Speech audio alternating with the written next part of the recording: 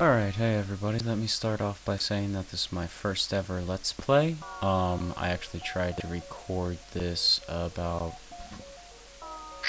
2 hours ago.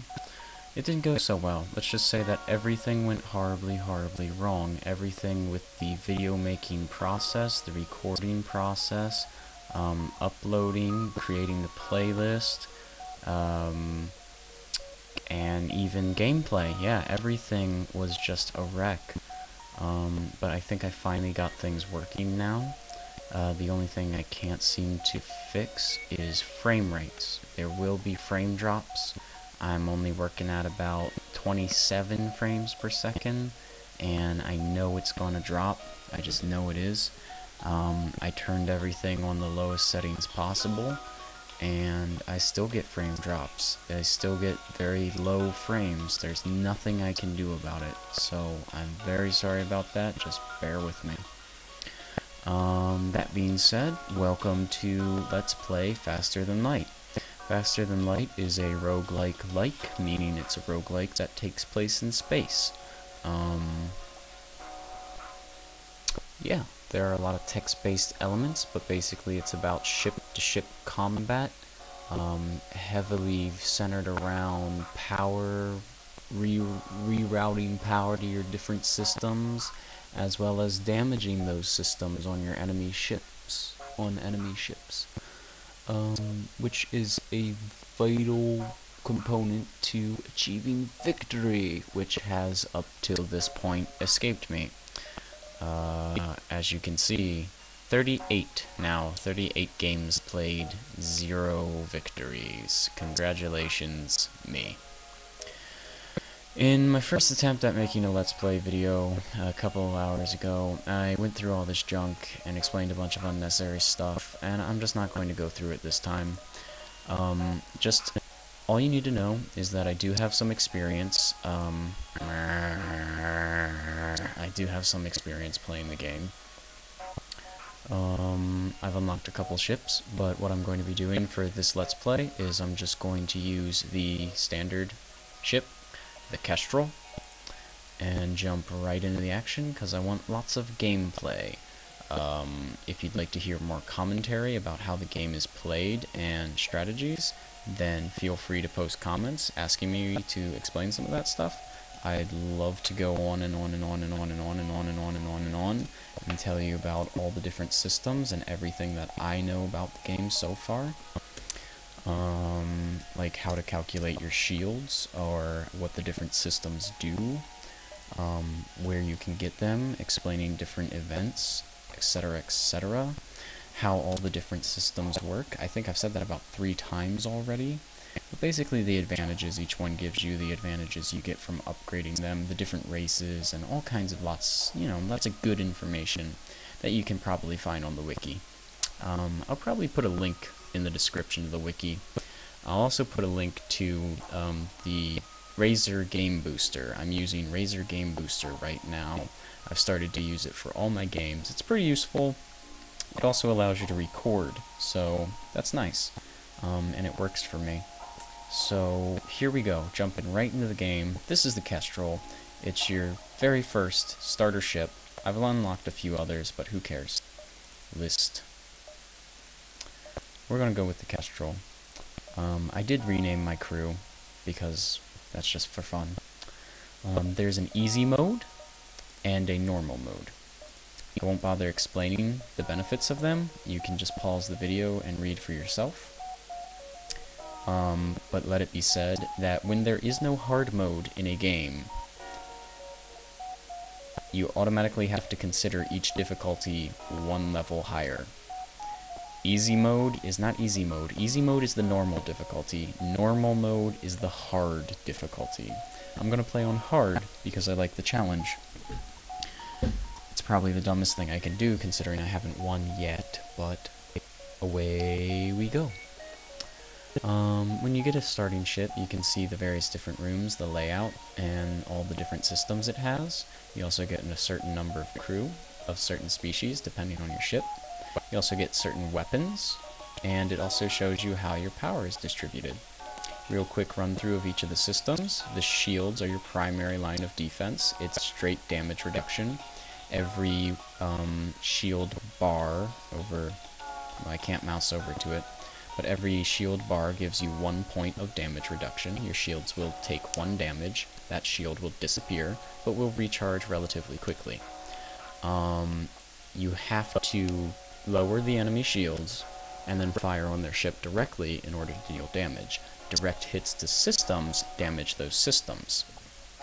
Notice that systems like my O2 and my medbay only have 1 bar. If they take even 1 damage, they will be destroyed. That will, when a system is destroyed, it also damages your hull by 1 point. So not only do you take damage from getting hit, you also take damage from the system getting destroyed. Now you're starting to see how systems become critical to combat. Additionally, destroyed systems are completely disabled and do not function. So if you manage to destroy your enemy's weapon systems, they cannot return fire.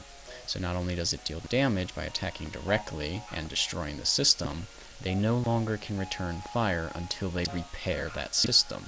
Repairing systems is relatively easy. All you have to do is take your crew and move them to that room, and they'll automatically start fixing it. You'll notice that other systems have more than 1 bar. This means they can take more than 1 damage before they are fully broken. If my shields were to take 1 damage, one of these bars would become disabled, which would then need to be repaired. If they took 2 damage, my shields would be completely destroyed, meaning my hull would take damage as well, and then I would need to repair my shields before they function again. Shields are unique, though, in that they need 2 energy. For every 2 energy, they give you 1 shield bar.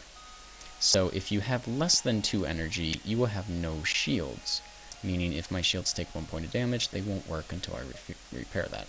However, my engines will continue to work even if they take 1 point of damage, because they will still have 1 bar remaining. Weapons, obviously, is the strongest feature on the Kestrel right now. Brief rundown of the weapons I'll be using. The Artemis missile. Missiles bypass shields. You can see the shield piercing up there. The maximum number of shields you can have is 4. So shield piercing 5 bypasses all shields ever, including the final boss, who actually has 5 shields above the maximum of 4 that you can get. So missiles are pretty useful because, like I said, they bypass shields, so you can attack the ship directly even if it's shielded. The burst laser, you might notice, fires 3 shots rather than 1, which is what the Artemis does. 3 shots for 1 damage each means I can easily shoot my way through enemy shields so long as they have less than 3 shields. I can even use it to lower enemy shields at higher levels when they do have more shields. So it's pretty useful. For every weapon you'll see required power, charge time, shields per charge, damage per shot, as well as any additional effects, which are all pretty self-explanatory. I already said once that I don't want to talk a lot during this, and I'd like to fill it with lots of playthrough, so here we go. For the sake of this playthrough, this Let's Play, I'm sorry, I keep saying playthrough. I don't want this to be a playthrough because, obviously, I haven't beaten the game yet. It's very difficult to do so, so I'm just calling it a Let's Play. So, I hope you have fun and enjoy watching me play, and probably die lots of times. But I'll be making multiple episodes in this series, retrying it every time with the Kestrel, or maybe changing ships if I feel like it. Tip. Death. Remember, losing is part of the fun. Yeah, I'll be doing lots of that. Anyway, for the sake of this Let's Play, I'll be skipping a lot of the text. I will give a second or two so that you can pause the video and read it, if you so desire, but it's mostly just flavor text, and I don't care for it. Well, that's not true, but for the sake of the Let's Play, I'm going to skip it. Anyway, on we go. Here's the little Kestrel that could. I'm going to deactivate medbay because I don't need medbay active right now. Also, that volume is ungodly. I'm going to turn it down a bit. Hopefully you can hear me better now. Okay, so for the medbay, I'm powering it down right away because none of my crew needs healed, and what's the point in powering up your med bay if you're not going to use it. That's energy that you could use elsewhere, like weapons. So a large part of this game is rerouting energy to only the systems that you need. This is very important. As soon as I get in a fight, I'll talk about shield calculation, which is also a really pretty important basic fundament of the game to understand. Anyway, I already spoke about how your shields are the first line of defense. Your engines are the next line of defense. They give you evasion. But in order to have any evasion at all, you need to have a pilot. So make sure your pilot is always seated in the pilot. Certain systems, shield, engines, weapons, and pilot, get bonuses for being manned. If I move my pilot, you see my evasion drops to 10, and if he leaves the room, it drops to 0. Also, if I man the engines, you'll notice my evasion gets boosted even further, because engines do give an evasion boost. They are your second line of defense. Weapons recharge faster so long as they're manned, and shields do the same. They also recharge faster if they're manned. So it's good to have each of these systems manned. The other systems you can see do not gain any benefits from being manned. There's no icon. With that being said, let's get on with the game. I won't bother explaining the other systems right now because they're pretty straightforward. Doors control your doors. La la la. Oh god. O2 refills oxygen. You'll see that happen right here. Yep. And the med bay heals your crew. Sensors allow you to see inside your ship. And upgraded sensors allow you to see inside the enemy ship. So that's pretty cool. You travel around through the game using the beacon map, which is the entire map of the sector. There's no information on any of these beacons, unless you find map data, which you can sometimes in rare events. But right now, I have an option enabled that allows me to see all of the different jump points on whichever beacon I place my cursor over. This option is disabled by default, but you can go into the options menu and just switch it on. It's useful for planning your route through the sector. Now, as you plan your route through the sector, you want to hit as many beacons as possible, because you want to farm as much as possible, so that you can get all the upgrades this game has to offer, because you will need very nearly every upgrade in order to beat the final boss. He's that tough. So good luck with that.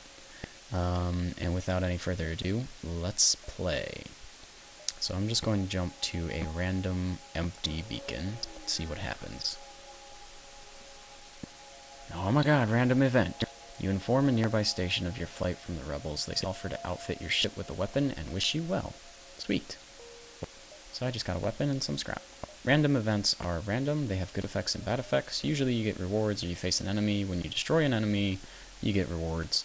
I like to always engage and destroy enemies at every opportunity because it just makes sense. If you don't and you just run away, you don't get any rewards. And like I said, farming is really important in this game.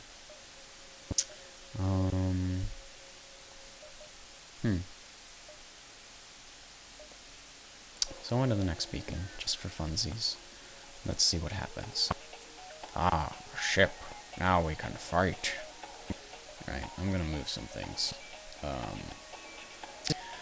Basically, you can see where the different systems are located. You can see what weapons they have. Once you get a better knowledge of what weapons they have, you can use that to your advantage.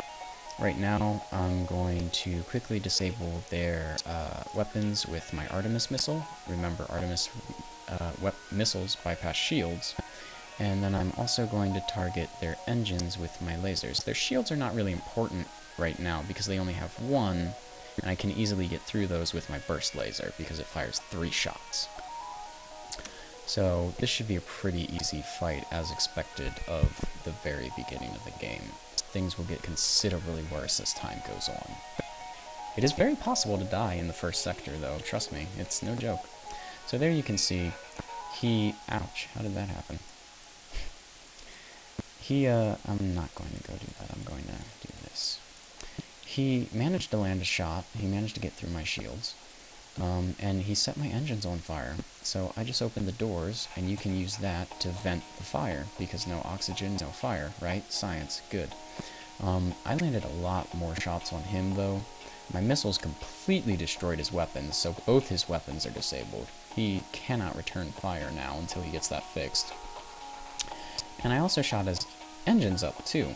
They're not completely destroyed. Destroyed systems are red, partially damaged systems are yellow, so it's just partially damaged, but that still reduces the effectiveness of it. So now his engines are, damaged, so he has a lower evasion chance, which makes him easier to hit. That's why I targeted them. So now, he's mine, and I'm gonna make him squeal. So there you can see the oxygen is getting vented out. Fire should go out soon. Wait, what am I using? Burst laser, good. Oh, it looks like his engines were on fire too, because they just took damage without me even hitting them. Okay, the enemy ship appears to be powering up as faster than light. It's trying to escape. Sometimes enemies will try to run away from you.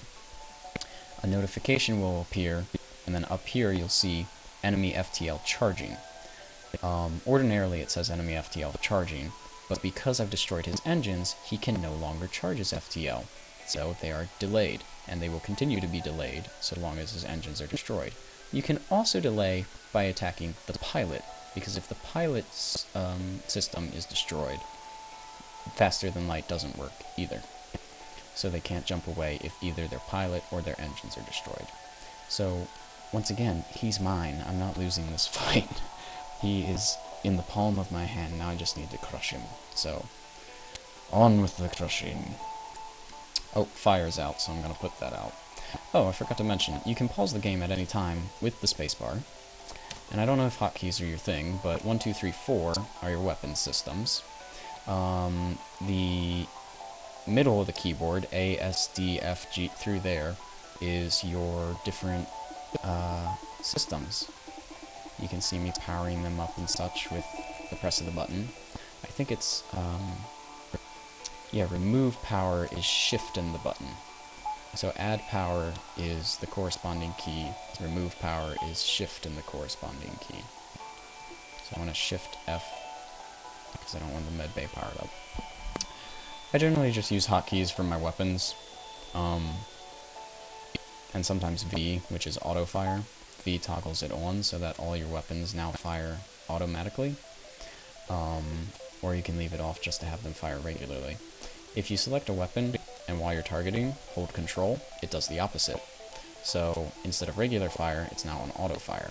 If I hit V to toggle on auto fire, you see by default it's auto fire, but if I hold control, it's now regular fire. Depends on what weapons you're using in your particular playstyle, but there you have it. It is what you make of it.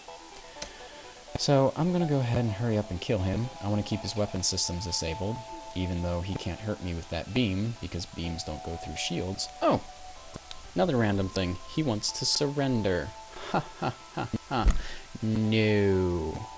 Usually you get more, you get better rewards if you completely destroy the ship rather than letting them surrender. But sometimes it's good to let them surrender because they'll offer you various rewards like fuel, missiles, drone parts, or even a weapon sometimes. So I'm going to continue killing this guy after my weapons charge up. Oh, wait, I need to target his engines this time. Alright. There we go. So the ship explodes. You can see I actually got a lot more scrap, missiles, drone parts, whatever. Trust me, it's more. It's much more substantial. Okay, now, in the aftermath of a fight, you're safe. There's nothing going on. No impending doom. Nothing dangerous. So after every fight, you should take a little bit of time to repair your systems, heal your crew, maybe even restore oxygen if you're low on oxygen. Because if you don't do all that stuff before you make the next jump, you could wind up in a fight with a bunch of destroyed systems or a bunch of half-dead crew, and that's no good. You want to be at your best. So here we go, jumping through the galaxy, having lots of fun. Earthworm Jim. Yeah. You spot a small rebel ship nearby, blah blah blah, demand the surrender of their goods. I always not always, but most of the time, go aggressive. I like to take the aggressive approach. I always engage, not always, but most of the time engage. Unless it's better, because there are a few instances where it's better not to engage. And I'll let you figure out those kind of events on your own. But for the most part, I do engage, I do play aggressively, because like I said, it's better to go for the higher reward. It's better to destroy as many ships as possible rather than running away from them, because you don't get any reward when you run away, but you do get rewards when you destroy them, and you must farm. I can't stress that enough. There's a lot of farming to do. So I'm gonna go ahead and attack this guy. Oh, trying to escape. So I got to... I don't like that he has a drone system, so I'm gonna go ahead and destroy that. Actually, this guy can't get through my shields anyway, so I'm gonna just auto-fire on his engines and go completely hands-free for a while. So see, he only has one shot. He can't get through my shields. They recharge too quickly. But I can get through his. So I've already won this fight, and I don't have to do anything more. That's why my hands are on my head. For all you know.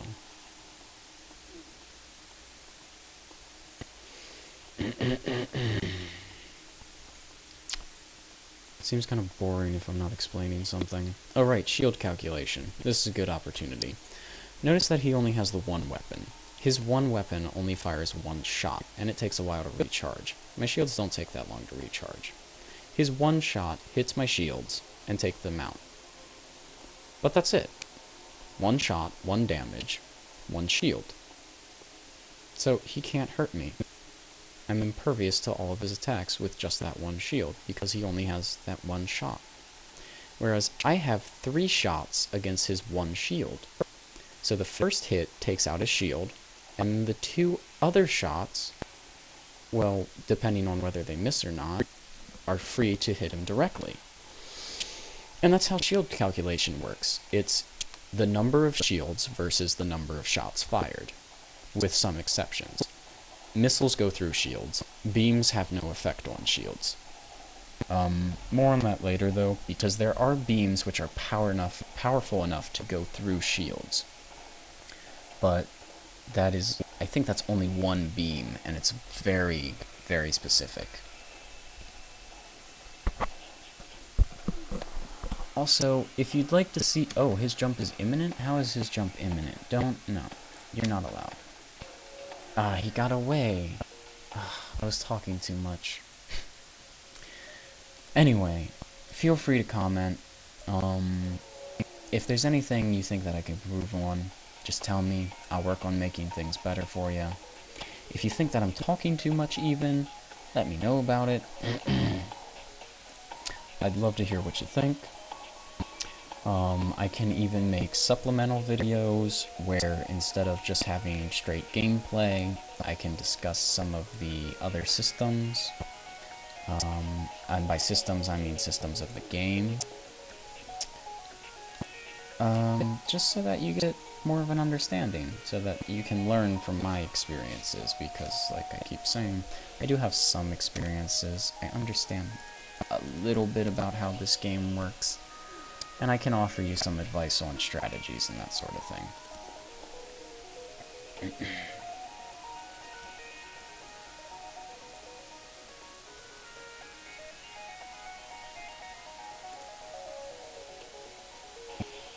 Yeah, I am getting shot up here.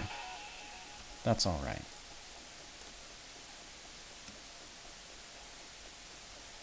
Oh, by the way, the Z opens all your doors, X closes all your doors. It's a useful little hotkey. You can't remotely open doors, though, if your door system is damaged. That's important to note. You also can't see anything. Oh, this is bad. Yeah, I know I've got fires here and here, and my O2 is draining out of these doors, and, now I don't have my life support. He's dead, so that's good. Okay, I'm in pretty bad shape here, because you can see I had multiple system damages.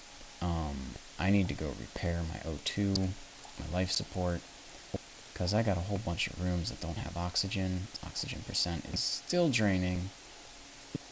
Don't stand in the suffocation. Everybody repair, repair, repair. Is this powered up? Yeah. Okay. We're good. Now I want to power up the med bay. Why? Because it's important to heal your crew. Always heal up. Always repair your systems after fights. Especially after something like that where you get in real bad shape. That actually wasn't too bad shape, but it could have turned a lot worse if I hadn't killed him when I did, and then immediately taken care of things. I'm getting a little bit of scrap here, and I even have a weapon to sell. I think there was a store. Oh no, that's a distress beacon. Distress beacons are special kinds of random events. It's literally someone calling for aid. You can read the flavor text on here if you want. Sometimes, however, it's a trap. Sometimes pirates will activate a distress beacon to lure you in and then kill you. They don't kill you right away, but it triggers a fight. Basically, it's a guaranteed random event. However, random events can also occur in empty beacons, because unless you have the map data or long-range scanners, you cannot see if there's an event at that point or not.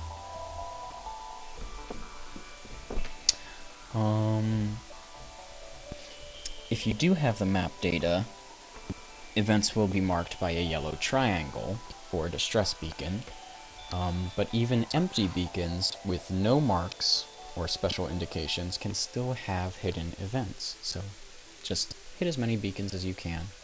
I try to go for all the distress beacons because they're pretty interesting, like this one. And if I come across it, I'll tell you about blue options, but let's just keep playing for now. I know that this event can go pretty badly. I'm gonna pick the safe option, though, and try to dock and rescue the survivors. Nice! Okay, so I pull up alongside the station, cut through their hull. I rescue a few of the survivors, but many more are lost. Too bad. One of the survivors joins my crew! So I have another crewmate. Oh, that's where... This is why it's bad when your sensors go out, because you can't see stuff like this. That's bad. I need to fix that. So Doc Jones, get over there. Yes, stop clicking the door. Doc Jones and Cat, I guess. So that's a hull breach. Hull breaches will suck the oxygen right out of a room, which is bad news. Alright, fire up the medbay again, because they got a little bit of suffocation damage. Alright, now that I have 4 crew members, I'm actually really happy that I got a crew member, because extra crew is good. Now I can man all 4 of the important systems on my ship, which gives me that evade bonus. Hooray!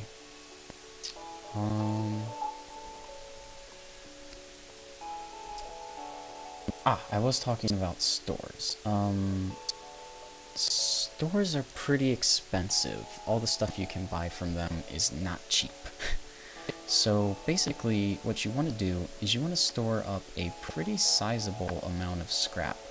I recommend at least 50, but upwards of 75 or 100 is better. That way you can make multiple purchases. Because stores are usually few and far between.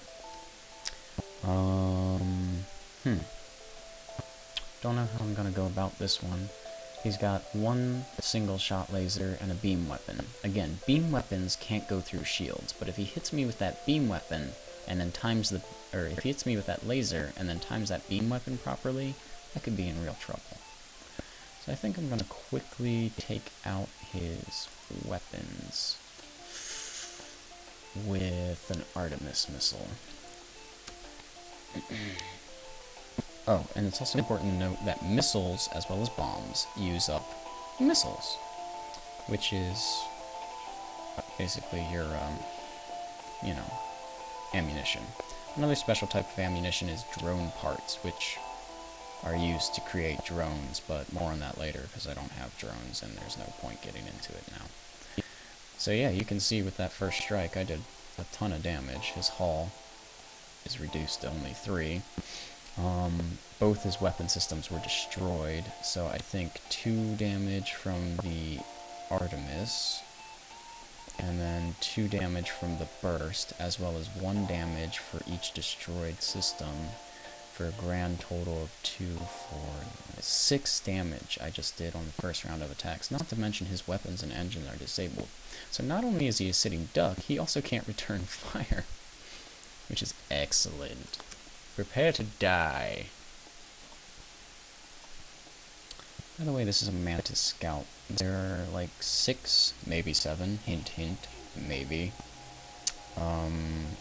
different species, races in the game. And each one has unique characteristics, except humans, which have no unique characteristics. They are unremarkable.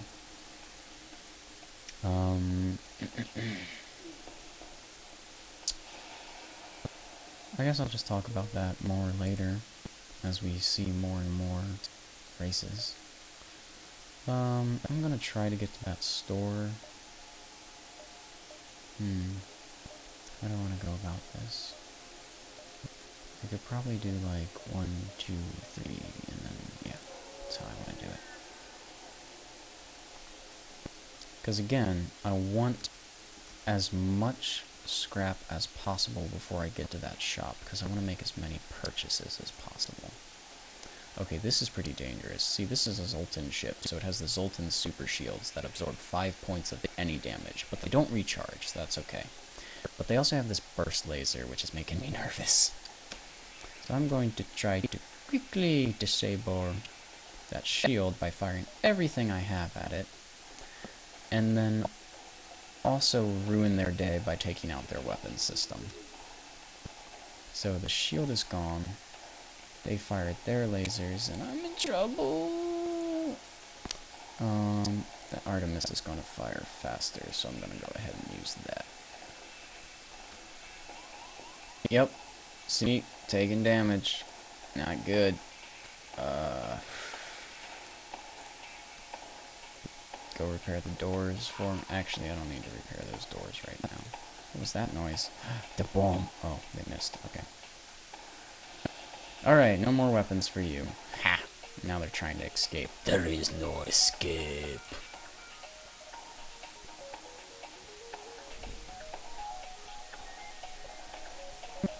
I think I'm gonna wrap it up after this fight, actually. I think I've got a good amount of playtime in for this video, this first episode.